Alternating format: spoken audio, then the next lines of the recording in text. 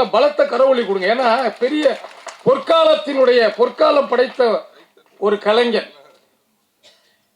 பாடலாசிரியரே வியக்க வைத்த ஒரு வெற்றிக்குமார், வீரகுமார், கைகட்டி இருக்கும் உதயகுமார். எனக்கு ரொம்ப சந்தோஷமாக இருக்கிறது.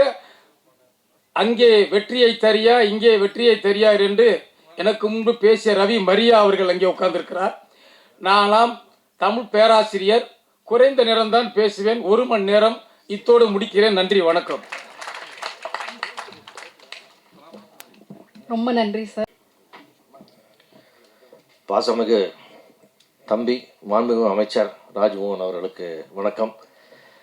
ஏன்னா அவர் எப்பாவது நம்ம அமைச்சர் கூட்டானே தம்பின்னு கூப்பிடுங்க பாரு, உங்களை பார்க்க வரேன்னா உங்கள் ஆஃபீஸ்க்கு வரேன் பாரு, அந்த அளவுக்கு ஒரு எளிமையான ஒரு அன்பான நட்பான அமைச்சர் நமக்கு கிடைச்சிருக்காங்க.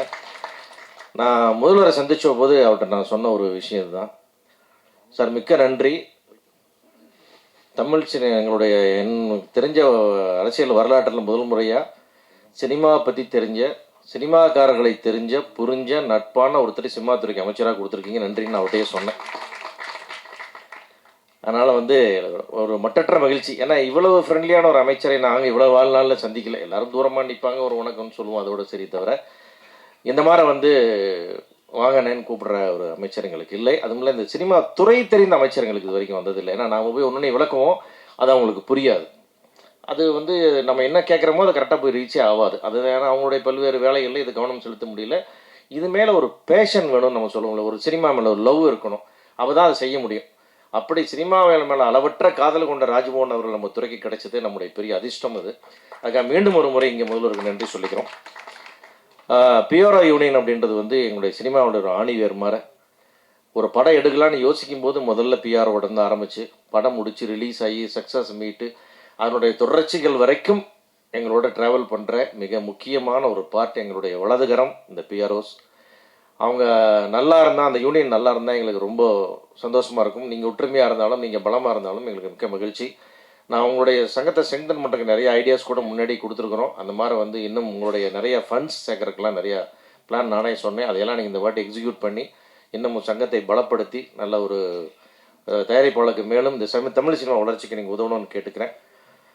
அதே மாதிரி நான் ராஜ்மோகன் சார் அவர்கள் இந்த இடத்துல நம்ம அவரை வச்சுக்கிட்டு இந்த சினிமா துறைக்கு என்ன நடந்திருக்குன்னு நம்ம சொல்லணும். ஒரு 15 நாள் முன்னாடி செக்ரட்டரியேட்டில் ஒரு மீட்டிங்காக துறை சார்ந்த மீட்டிங் கூப்பிட்டுருந்தாங்க. அவர் அருண் ஐஏஎஸ் அவர்கள் தலைமையில் ஒரு மீட்டிங். நம்ம மனோஜ் பரமஹம்ச சார் அவர்கள் கலந்துக்கிட்டாங்க. நாங்கள் எல்லோரும் போயிருந்தோம். ரொம்ப அழகாக சொன்னார் அந்த ஐஏஎஸ் ஆஃபீஸர் நமக்கு, இனிமேல் ஆன்லைனில் நீங்கள் அப்ளை பண்ணால் எல்லா செக்ஷன் என்ஓசியோட பர்மிஷன் உங்கள் மெயிலுக்கு சேரும், உங்கள் வாட்ஸ்அப்புக்கு சேரும். மெயில் இருக்கிறது எனக்கு 1 மாதம் டைம் கொடுங்க, அதை வாட்ஸ்அப்பாக கன்வெர்ட் பண்ணி தரேன். இனிமேல் எந்த ஆஃபீஸ்லையும் உங்கள் ஆளுங்க போய் ஒரு ப்ரொடக்ஷன் மேனேஜரோ ஒரு பிஆர்ஓ நிற்கக்கூடாது. 1 பைசா யாருக்கும் நீங்கள் கொடுக்கக்கூடாது. எந்த ஸ்டேஷன்லையும் நீங்கள் காசு கொடுக்கக்கூடாது. நீங்கள் நிம்மதியாக ஃபில்ம் பண்ணணும். எங்களுக்கு சிஎம் ஸ்ட்ரிக்டாக ஆர்டர் போட்டிருக்கார், இதை நாங்கள் செஞ்சு கொடுக்குறோன்னு சொன்னாங்க.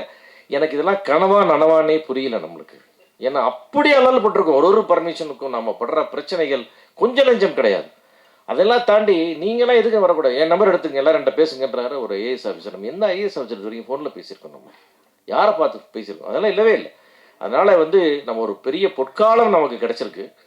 சரி, இதை முறையாக பயன்படுத்திக்கிறோம். அதுக்கு நம்முடைய தமிழ் சினிமா வரலாற்றில் இதுதான் இந்த காலம்தான் இது பொற்காலம்.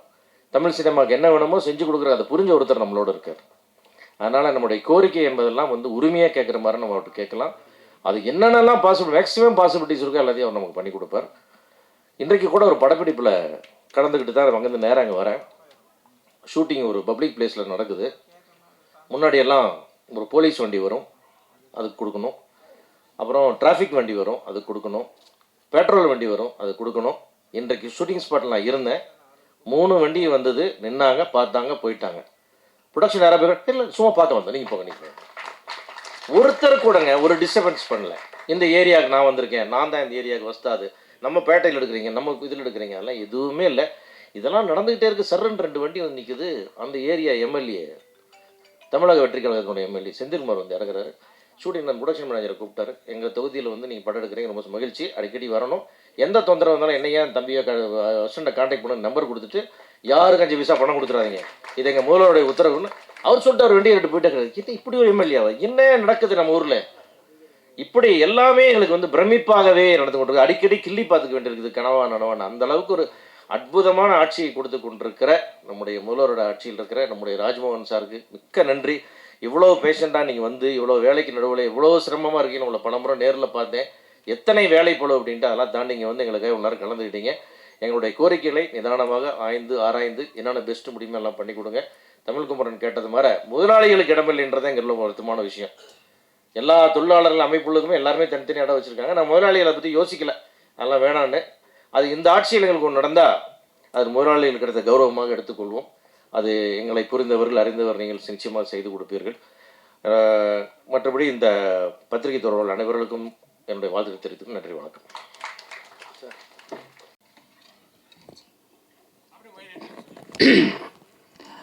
எல்லோருக்கும் வணக்கம். பிஆர்ஓ அப்படின்றவங்க ஒரு படத்தோட கடைசி மக்கள் வரைக்கும் கொண்டு போய் சேர்க்குற பங்கு உங்களோடது.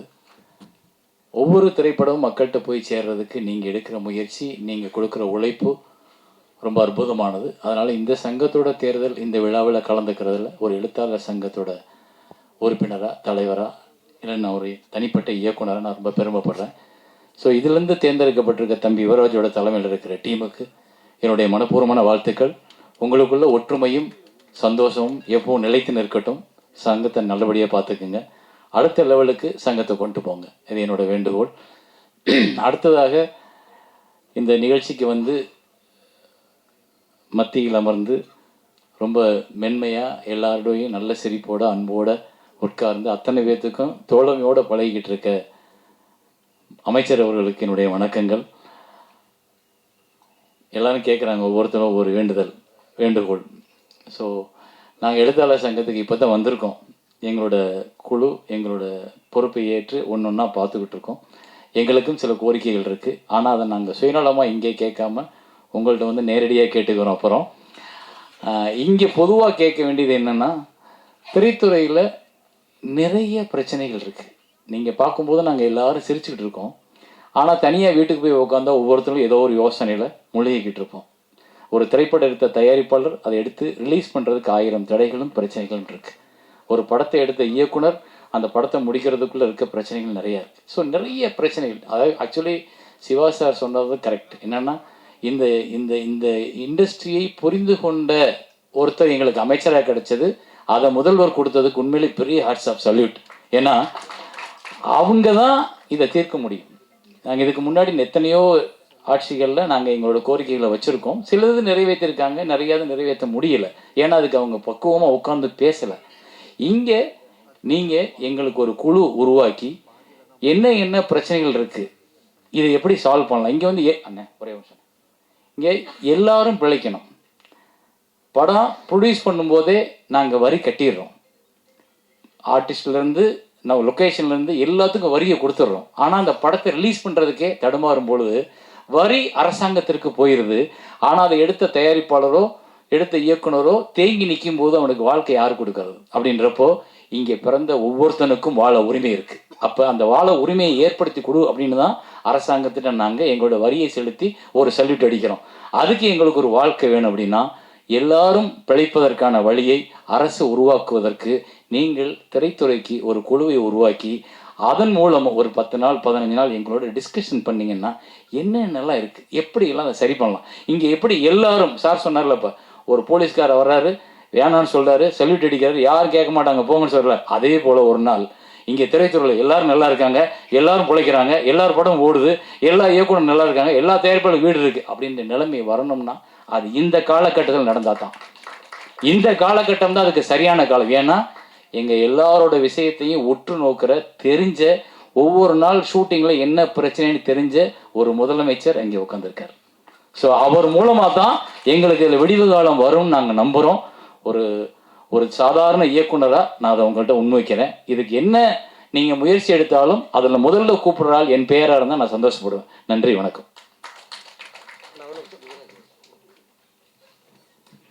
நன்றி சார். அடுத்ததாக நம்பிக்கை நட்சத்திரம், எப்போதும் சிரித்த முகம், பழகுவதற்கு மென்மையான மனிதர், நடிகர் திரு அசோக் செல்வன் அவர்களை பேச வருமாறு அன்போடு அழைக்கிறேன்.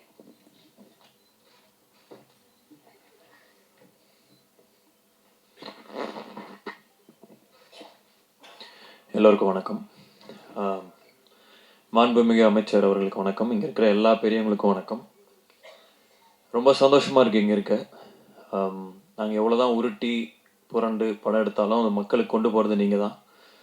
உங்கள் எல்லாத்தையும் ஒரே ரூமில் பார்த்து ஒரு நன்றி சொல்லலாம் தான் எனக்கு தோணுச்சு. என்னோடய வாழ்த்துக்கள் யுவராஜுக்கும் எல்லா வின்னர்ஸ்க்கும். நான் ரொம்ப க்ளோஸ் குவார்ட்டர்ஸில் ஒரு படம் நிறைய பேர்த்தோட நான் ஒர்க் பண்ணியிருக்கேன். வந்த டைம்லேருந்து ஒரு படத்தை எப்படி மக்களுக்கு கொண்டு போகணுன்னு ட்ரை பண்ணி அந்த ப்ரெஷர் எல்லா ஃபோன் கால்ஸையும் எடுத்து எப்படி கொண்டு போகிறாங்கன்னு நான் பார்த்துருக்கேன். நிறையா க்ரியேட்டிவிட்டியும் நிறையா வரும். போர் தொழிலில் போய் யுவராஜ் என்ன பண்ணாருன்னு நான் பார்த்தேன். வேர்ட் ஆஃப் மவுத்னால தான் இது போகணுன்னாரு, அதே தான் நடந்தது. ஸோ பல creativity, out of the box thinking. நான் இப்போ கூட அந்த ஷாலுக்கு பதிலாக டவல் போடுறது தான் ஃபஸ்ட் டைம் பார்க்குறேன். அப்போ கூட சார் சொன்னார், அட்லீஸ்ட் இதில் ஏதாவது யூஸ் இருக்கும், ஷால்னால ஒன்றும் நடக்காது அப்படின்னு உதயகுமார் சார் சொன்னார். அதே மாதிரி அவுட் ஆஃப் த வேர்ல்டாக ஒருத்தர் பண்ணார். ஆர்எஸ் கார்த்திகேயன் சார் வந்து 3 துண்டோடு வந்தார். ஸோ இது எல்லாமே உங்களுக்கு தான் சார்ந்தது, இந்த க்ரியேட்டிவிட்டி. வருங்காலத்தில் நிறைய படங்கள் நம்ம ஒர்க் பண்ணலாம். உங்கள் எல்லாத்துக்குமே வாழ்த்துக்கள். ஒற்றுமையாக இருங்க. தேங்க்யூ. Thank you so much.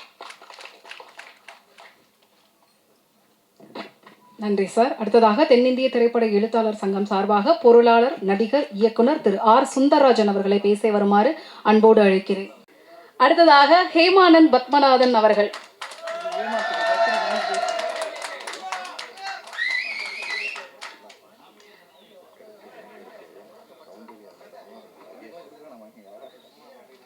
திரு பி முத்து அவர்கள்.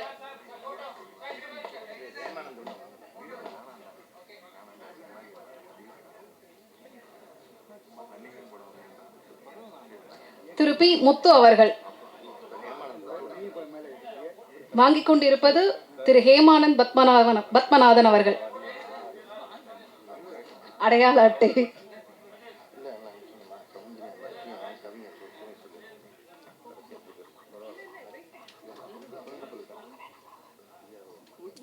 திரு பி முத்து அவர்கள். அடுத்ததாக திரு பி ஸ்ரீதர் ராஜு அவர்கள்.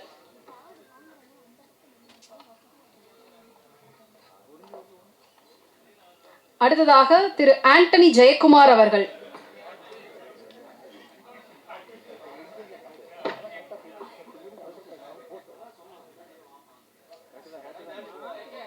அடுத்ததாக திரு ஆர் ராஜேஷ் அவர்கள்.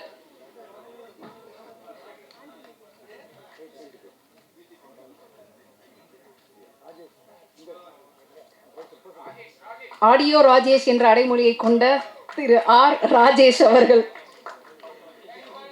சவுண்ட் ராஜேஷ் அப்படின்ற செல்ல பெயரும் இவருக்கு இருக்கு.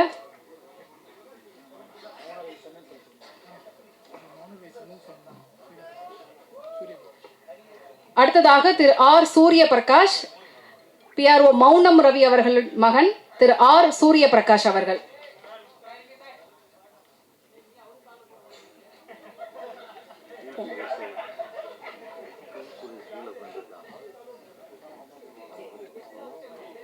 அடுத்ததாக திருமதி தேன்மொழி அவர்கள். தேன்மொழி அவர்களுக்கு சௌந்தர்யா ரஜினிகாந்த் அவர்கள் அடையாள அட்டையை வழங்கி மரியாதை செய்யுமாறு அன்போடு கேட்டுக்கொள்கிறேன்.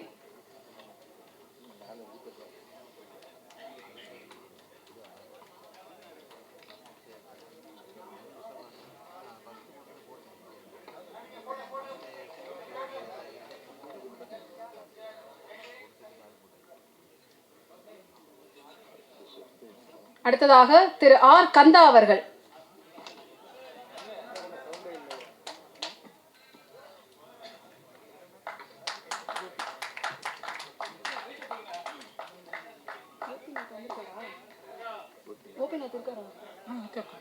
திரு என் கோபிநாத் அவர்கள்.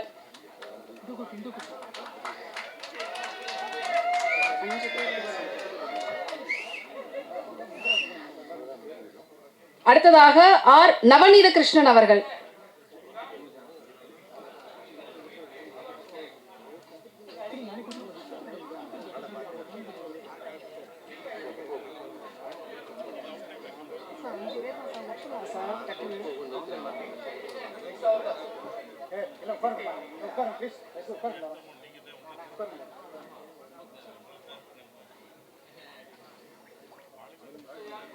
நன்றி சார். அடுத்ததாக இந்த தருணத்தில் இயக்குனர் தயாரிப்பாளர் சௌந்தர்யா ரஜினிகாந்த் அவர்களை இணையுமாறு அன்போடு கேட்டுக்கொள்கிறேன். 5 பேர் தான் மேம். மேம், அப்பாவுக்கு சிட்டியில கூட வந்து பாத்தீங்கன்னா ப்ளூ சிப் போட்டு ரெட் சிப் ஒன்று தான் போடுவாங்க. எனக்கு 10-15 சிப்பு போட்டிருக்காங்க. நான் எந்த சிப்புக்கு மோடாய் பேசுறது அப்படிங்கிறதே தெரியல. அடுத்ததாக திரு எஸ் ஹரிபாபு அவர்கள். கடும் கரகோஷத்திற்கு மத்தியில் திரு எஸ் ஹரிபாபு அவர்கள் இந்த தருணத்தில் அமைச்சரே எழுந்து நின்று அவருடன் இணைந்திருக்கிறார்.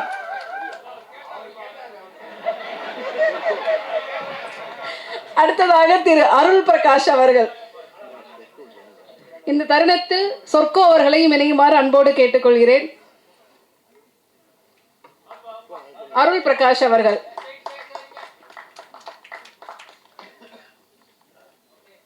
அடுத்ததாக திரு பி ஹரிகிருஷ்ணன். திரையுலகில் நடிகனா பேசுறதா எழுத்தாளனா பேசுறேன் ஒரு குழப்பத்தில் இருந்தேன். எழுத்தாளனா பேசிடுறேன். ஏன்னா இப்போதான் லேட்டஸ்டாக எலெக்ஷனில் தென்னிந்திய திரைப்பட எழுத்தாளர் சங்கத்தில் இணைச்செயலாளராக வெற்றி பெற்றிருக்கேன். அதனால் எழுத்தாளராக பேசிடுவோம். உங்களுக்கு வந்து கிறிஸ்டியன் மதத்தை பற்றி தெரியும்னு நினைக்கிறேன். அதில் வந்து ஈஸ்டர்னு ஒரு பண்டிகை வரும். அந்த பண்டிகை அன்னைக்கு அந்த ஹால் முல்லாம் இருட்டாயிடும். பக்தரெல்லாம் கையில் மெழுகுவத்தி வச்சுருப்பாங்க. பாஸ்தான்னு சொல்லக்கூடிய ஒரு மெழுகுவத்திலேருந்து அந்த ஒளி வந்து மற்ற ஒளிகளுக்கு வந்து ஒளிபரப்பப்படும். அப்படி இப்படி இருட்டாக இருக்கும்போது அந்த ஒரு வழி யார் எடுத்து வருவான்னு வெயிட் பண்ணிட்டே இருப்போம். அந்த ஒரு வழி கிளம்பி இன்னொரு கையில் கொடுக்கும். அது கரெக்டாக 5 நிமிஷத்தில் 1000 திரிகளை வந்து வெளிச்சமாக்கணும். அந்த ஒரு ஒளியாக உங்களை நான் பார்க்குறேன். நீங்கள் தான் இங்கே திருமாவில் இருக்க அத்தனை பேருக்கும் ஒரு ஒளியாக இருந்து ஒளியை பரப்பப்பட்டீங்க. தென்னிந்திய திரைப்பட எழுத்தாளர் சங்கம், இதாவது தென்னிந்திய திரைப்பட பத்திரிகையாளர் சங்கம்னு சிஸ்டர் சொல்லிட்டே இருந்தாங்க. பத்திரிகை தொடர்பாளர் சங்கம், பத்திரிகையாளர்கள் தான் வந்து அவங்களுக்கு தொடர்பு படுத்தி இது நியூஸை போடுங்கன்னு சொல்றதே அவங்க தான். ஆமா, நீங்க நிறைய கூட அர்த்தம் சொன்னீங்க சார். அதாவது நான் விருதுநகர்ல பிறந்து காலேஜில் படிச்சுட்டு இன்னைக்கு நான் வந்து ரவி மரியா விரிவுரையாளர் அப்படின்னு ஒரு போர்டு தான் எங்க வீட்டுக்கு முன்னாடி தொங்கி இருக்கும். இன்னைக்கு தமிழர்கள் எங்கெல்லாம் இருக்காங்களோ அங்கெல்லாம் ரவி மரியா இவன் தான் சொல்ல வச்ச பெருமை இந்த பத்திரிகை தொடர்பாளருக்கு சாரும். அவங்களுக்கு எத்தனை முறை நன்றி சொன்னாலும் இன்னைக்கு நம்முடைய மாண்புமிகு முதலமைச்சராக இருக்கிற திரு சி ஜோசப் விஜய் அவர்கள் முதல்ல நடிக்க வராரு. என் பையனை அறிமுகப்படுத்த போறேன், இந்த நியூஸை பத்திரிகை கொடுத்துருங்கன்னு உங்கள்ட்ட தான் எஸ் சார் ஃபர்ஸ்ட் ஒப்படைச்சிருப்பாரு. உங்க கைராசி இன்னைக்கு அவர் முதல்வராக இருக்காரு. நேற்று வந்து நைட்டு வந்து ஒரு பிளாட்ஃபார்ம் கடையில் நான் எப்பயுமே சாப்பிடுவேன், ரொம்ப டேஸ்டாக இருக்குன்னு சொல்லிட்டு நண்பரோட போய். அப்போ அந்த பிளாட்ஃபார்ம் வச்சுக்கிறத 10 வருஷம் பார்த்துட்டே இருக்கேன். அவர் சொன்னார், என்னண்ணே தாவேக்கரை இணைஞ்சிட்டிங்களாமே அப்படின்னு. அரசியல் பேச நினைக்கிறேங்க, ஒரு ஈவனுக்காக சொல்கிறேன். அது வந்து உங்களுக்கு தான் நான் இணைஞ்சதாக தெரியும். நான் விஜய் சார் நானும் 30 வருஷம் நண்பர்கள். குஷி பிரதான அசோசியேட் இருக்கும்போது அப்படின்னு. அப்படியாண்ணே நானும் இணைஞ்சிட்டேன் அப்படின்னாரு. என்ன இணைன்னு இணைஞ்சிங்களா? இல்லைண்ணே, கடந்த ஆட்சியில் கவுன்சிலருக்கு 500 ரூபாய், போலீஸுக்கு 500 ரூபாய், டெய்லி 1000 ரூபாய் கொடுத்து மாதம் 30,000 ரூபாய் கப்பம் கட்டிட்டு இருந்தேன். என்னைக்கு விஜய் சார் ஆட்சிக்கு வந்தாரோ இன்ன வரைக்கும் மாதம் எனக்கு 30,000 மிச்சம் ஆயிட்டு இருக்கு அப்படின்னாரு. அவ்வளவு சிறப்பா இந்த ஆட்சி போகுது. சிவா சார் சொன்னாங்க, அந்த போலீஸ்ல எங்கேயுமே பெர்மிஷன் பிரச்சனை இல்லை, யாரும் வந்து காசு கேட்கறது இல்லை, எந்த தொல்லை இல்லைங்கன்னாரு. இதை நடிகனா நான் ஒரு 3 படத்துல பார்த்துட்டேன், நானே சாட்சி. இப்படி ஒரு அற்புதமான ஆட்சியை மக்களுக்கு கொடுத்துட்டு இருக்கீங்க சார். ஆனால் சினிமாவிலிருந்து போன ஒரு முதலமைச்சர், சினிமாவிலிருந்து போற எங்களுடைய துறை அமைச்சர் ராஜ்மோகன் சார் வந்து நான் நடித்த நான் சிரித்தால் படத்துடைய படத்துல நிகழ்ச்சி தொகுப்பு பண்ணி நினைக்கிறேன் சார். கொரோனாக்கு முன்னாடி நான் அன்னைக்கு ஒரு ஸ்பீச்சை கேட்கும் போது உண்மையிலே இவர் ஒரு நல்ல ஸ்பீச்சர் இருக்காரு, ஒரு நல்ல எதிர்காலம் இருக்கு, இப்படி சினிமாவிலேயே ட்ரை பண்ணிட்டு இருக்காருன்னு நினைச்சேன். ஆனால் காலம் உங்களை சரியான இடத்துல சேர்த்து இன்னைக்கு அமைச்சராகிருக்கு சார். காலத்திற்கும் இயற்கைக்கும் ரொம்ப நன்றி சார். எங்களுடைய கோரிக்கை ஒண்ணு தான் சார். வருடம் விருதுல வந்து 7 வருடம் 8 வருடம் சேர்த்து கொடுக்கப்படுது. சிறந்த நடிகர், சிறந்த தொழில்நுட்ப கலைஞர்கள், சிறந்த இயக்குநர்கள் இப்படின்னு எப்பயுமே 8 வருஷம் 5 வருஷம் சேர்த்து தான் கொடுக்குறாங்க. சம்டைம் அந்த அவார்டு வாங்குறவங்க நோம்பு இல்லாம கூட போயிடுறாங்க சார். இப்ப நீ எனக்கா இல்லை, எங்களுக்காக ஒண்ணு பண்ணணும். வருடம் அந்த வருடம் முடிஞ்சு ஜனவரி மாசம் பிப்ரவரி மாசத்துக்குள்ள அடுத்த வருடத்துக்கான அவார்டை உடனே அனௌன்ஸ் பண்ற மாதிரி ஒரு குழு அமைத்து வருஷம் உடனே கிடைக்கணுங்கிற மாதிரி பண்ணணும் சார். ஏன்னா அப்பொழுதுதான் அந்த படத்துக்கான மரியாதை, அந்த நடிகனுக்கான மரியாதை, அந்த தொழில்நுட்ப மரியாதை கிடைக்க நான் விரும்புறேன். 5 வருஷம் இந்த படத்தை நீங்க பண்ணீங்களா, வாழ்த்துக்கள் பாஸ் பண்ணும்போது அந்த கிக்கே குறைஞ்சிருது. ஸோ விருதுகளை மட்டும் அப்பப்போ வழங்கணும். எழுத்தாளர் சங்கமா என்னுடைய கோரிக்கையில வந்து என்னன்னா, நம்ம தலைவர் சொல்லிட்டாரு, நான் எழுதி உங்கள்கிட்ட கொடுக்குறேன்னாரு. அவங்க கொடுப்பாங்க. தமிழ் துறைகளுக்கு உண்மையிலேயே ஒரு வார்த்தை சொன்னாங்க யாரும், இந்த பீரியடில் தமிழ் திரையுலகம் வந்து தப்பிக்கலாம், வேறு எந்த பீரியட்லையுமே தப்பிக்க முடியாதுன்னு சொன்னாங்க. ஏன்னா நம்மளிடம் இருந்தவர், நம்மளுடைய நட்பாக இருந்தவர் இன்னைக்கு முதலமைச்சராக இருக்காரு. இந்த துறையை காப்பாற்றுவீங்கன்னா தமிழ்நாட்டில் உள்ள அத்தனை துறையும் நீங்கள் காப்பாற்றுன்னு அர்த்தம் சார். எனவே தமிழ் துறையில் அத்தனை பிரச்சனைகளும் நீங்கள் தீர்க்கணும்னு வேண்டிக்கிறேன். அனைத்து அதாவது இந்த இடத்துல ஒரு ஒற்றுமையை பார்த்தேன். அதாவது வந்து இந்த சங்கத்தில் தான், பிஆர்ஓ சங்கத்தில் தான் எலெக்ஷனில் ஜெயிச்சாலும் தோத்தாலும் வருத்தப்பே விட வேண்டியதில்லை. 90 பேருக்கு பதவியேற்பு விழா, 90 பேருக்கு பதவியேற்பு விழா. உண்மையிலே உங்களுடைய பரந்த மனசு அதை காட்டுது. ஒருவர் கூட புண்படக்கூடாது. என்னுடைய ஃபர்ஸ்ட் படத்துக்கு பிஆர் வந்து மௌன ரவி என்ன, அவரை கூட்டு வந்து அவரை ஹானர் பண்ணது, பொதுக்குழு உறுப்பினராக்குனது, அமைச்சர் வந்து கீழே இறங்கி போய் அவரை வந்து நான் வரேன்னு சொல்லி போட்டோ எடுத்தது, இதெல்லாமே வந்து ரொம்ப சந்தோஷமா இருக்கு. இந்த நிகழ்வுலாம் பல வருஷம் நடக்காம இருந்துச்சு, இப்ப நடந்துட்டு இருக்கு. அனைவருக்கும் என்னுடைய மனமார்ந்த வாழ்த்துக்கள். நன்றி.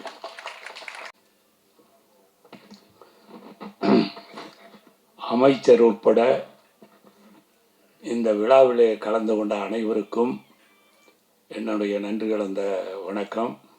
இந்த விழாவிலே கலந்து கொண்ட அனைவருக்கும் என்னுடைய வணக்கத்தை தெரிவிப்பதோடு சில இடங்களில் பேசாமல் இருக்கிறது நல்லதுன்னு என்னுடைய உரையை முடித்துக் கொள்கிறேன். நன்றி.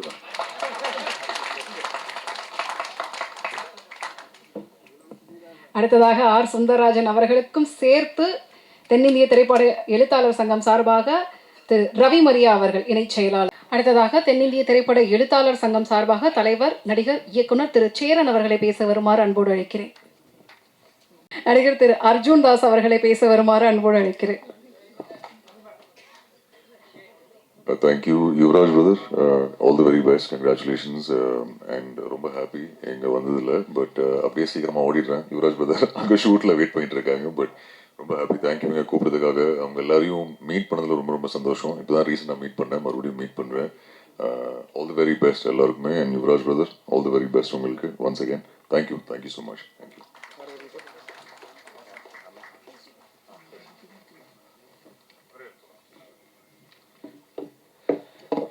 மாண்புமிகு அமைச்சர் அவர்களுக்கு, திரைப்படத்துறை அமைச்சர்களுக்கு ஒரு கோரிக்கை சொல்லலான் இருந்தேன். ஏன்னா எல்லா சங்கங்களுக்கும் ஒரு தனியாக ஒரு அலுவலகம் இருக்குது. திரைப்பட தயாரிப்பாளர் சங்கத்துக்கு மட்டும் எந்த அலுவலகமே கிடையாது. நாங்கள் வாடகையில் தான் இருக்கோம்.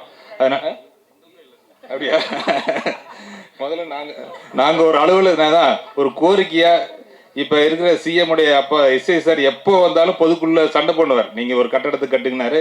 அவர் தலைமையிலேயே கண்டிப்பாக எங்களுக்கு ஒரு இடத்த கொடுத்தா போதும், நாங்களே கட்டிக்கிறோம். இது காலங்காலமாக ஒரு இப்போ இருக்கிற சிஎம்முக்கும் நம்ம சினிமா அமைச்சருக்கு ஒரு பேராக இருக்கும்.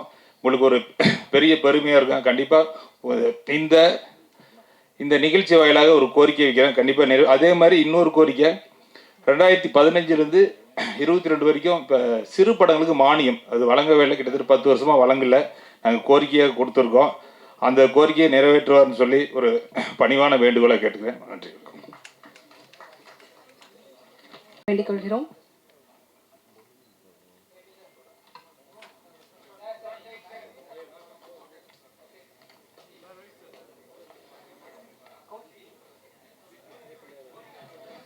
ரொம்ப நேரம் பேச மாட்டேன். திரைப்பட துறையில் ரொம்ப முக்கியமான சங்கம், தவிர்க்க முடியாத சங்கம் பிஆர்ஓ சங்கம். அது எண்ணற்ற சங்கங்கள் இருந்தாலும் ரொம்ப முக்கியமான சங்கம். இந்த தேர்தல் நடந்து வெற்றி பெற்றவர்களுக்கு சான்றிதழ் வழங்கி சிறப்புரையாற்ற வந்திருக்கும் மாண்புமிகு கல்வித்துறை மற்றும் செய்தி மற்றும் விளம்பரத்துறை அமைச்சர் மாண்புமிகு ராஜ்மோகன் அவர்கள் உள்ளிட்ட அனைவருக்கும் எனது வணக்கத்தை தெரிவித்துக் கொள்கின்றேன். கண்டிப்பாக யுவராஜ் தலைமையில் யுவராஜ் ஒரு துடிப்பான இளைஞர். கண்டிப்பாக அவர் தலைமையில் ஒரு சிறப்பான சங்கம் நம்ம தயாரிப்பாளர்கள் ஒன்றிணைந்து கண்டிப்பாக சிறப்பாக செயல்படும் சொல்லி நான் அந்த தயாரிப்பாளர் சார்பாக வாழ்த்தி விடைபெறுகிறேன். நன்றி, வணக்கம். அடுத்ததாக ஜே மனோஜ்குமார் அவர்கள்.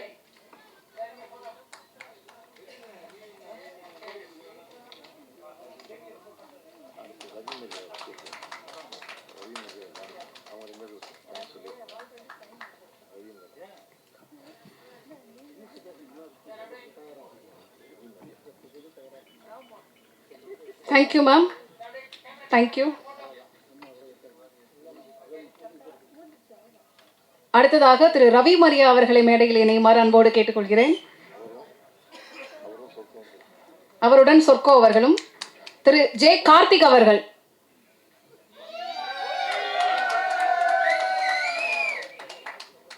திரு பி ரூபேஷ் அவர்கள்,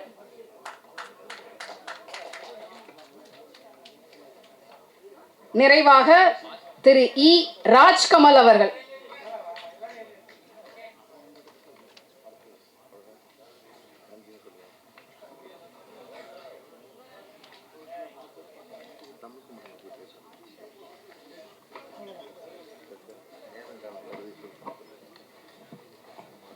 நன்றி. ஒத்துழைத்த சிறப்பு விருந்தினர்கள் அனைவருக்கும் நன்றி. ராஜ்கமல் அவர்கள்.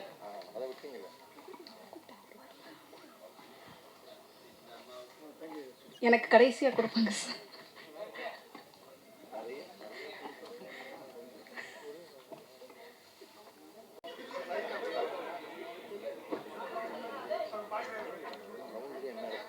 அடுத்ததாக திரு ஆர் மணிகண்டன் அவர்கள். இந்த தருணத்தில் தனஞ்சயன் அவர்களையும் இணையுமாறு அன்போடு கேட்டுக்கொள்கிறேன்.